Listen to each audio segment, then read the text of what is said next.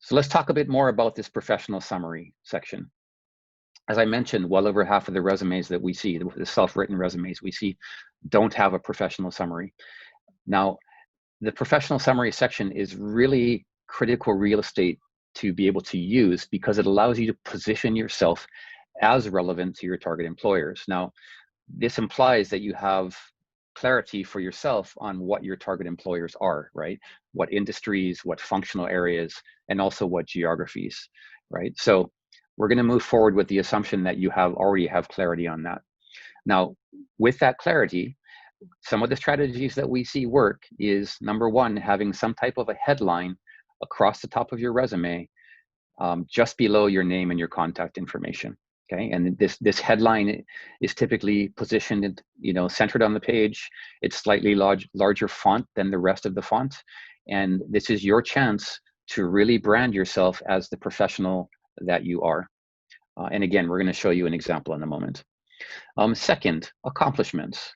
Well, I just talked about the fact that accomplishments are important on your resume, and we typically see the accomplishments in the experience section of your resume, right? Underneath each of your employers. And yes, that's the perfect place for accomplishments. But the professional summary section is also a great place for 3 or 4 of your most critical, relevant accomplishments that you want to make sure that the reader of your resume does not miss. Areas of expertise, keyword rich, and facts only. Okay, so I'm actually going to go directly to the keywords part. The professional summary section is a great place to make sure that the most important keywords that you know are important to your target market are included there, and that they jump off the page quickly. Okay, for sure you want to have keywords sprinkled throughout the rest of your resume, but the most important relevant ones should be included in your professional summary. And they can be included within your areas of expertise. They could even be included in your headline, and they could be included in your key accomplishments as well. Or, as you will see in our example, it can be broken out into a slightly separate section altogether.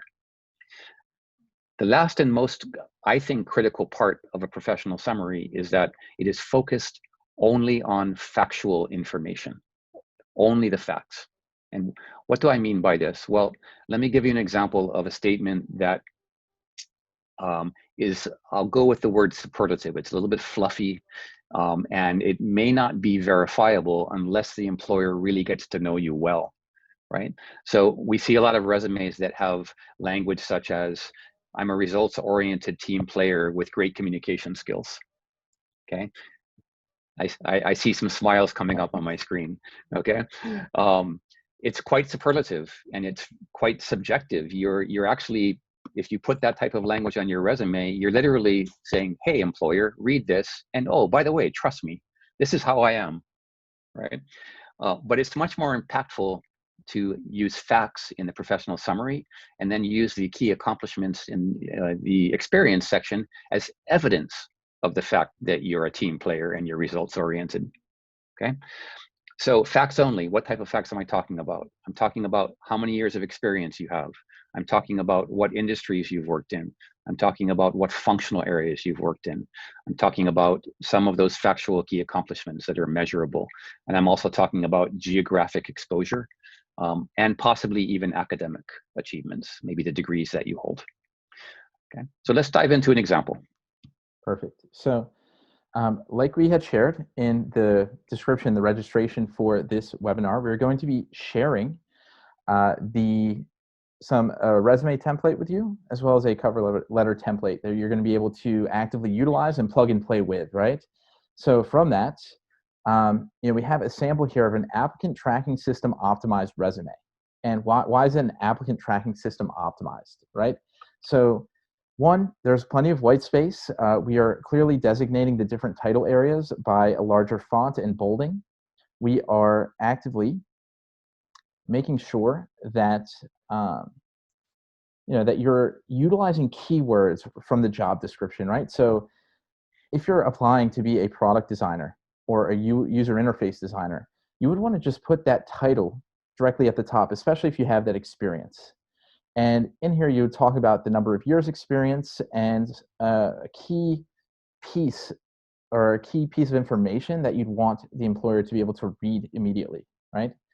As you go into your key accomplishments, you're going to notice that we're using some bolding, some underlining, and we're utilizing some numerical metrics. These numerical metrics are going to really stand out amongst all the text, and they're going to really highlight some key accomplishments in this case that you'll be able to highlight, and automatically the recruiter or whoever's reading your resume, their eyes will be directed to this area, right?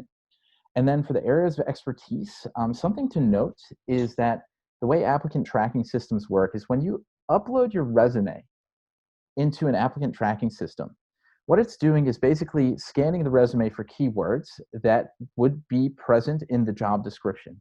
So as you're designing your resume, if your plan is to be uploading this to multiple job descriptions or to multiple open roles, rather, what you're going to want to do is to make sure that a lot of the keywords that are actively present in the job description are showing up, particularly in this areas of expertise, where you can really plug and play with a lot of like the responsibilities, requirements, etc.